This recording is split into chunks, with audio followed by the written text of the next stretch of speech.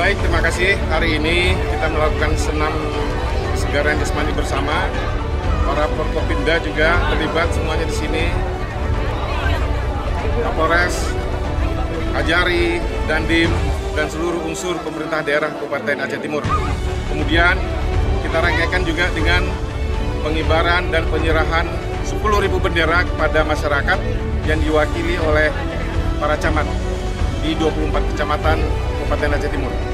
Ya, kita mengharapkan dukungan dari masyarakat supaya ikut berpartisipasi dalam menyemarakan agenda 17-an.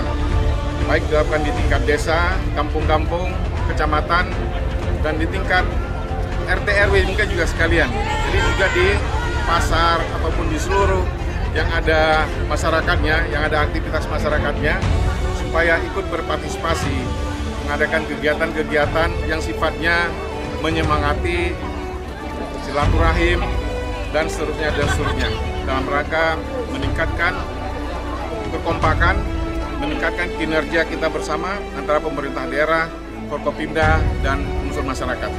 Ya, diharapkan pada seluruh masyarakat untuk segera mengibarkan bendera merah putih di setiap rumah, di setiap gedung-gedung, apalagi itu gedung-gedung kepala kampung, geci-geci, kecamatan, dan seluruh unsur pemerintahan yang ada, baik di kecamatan maupun di kabupaten.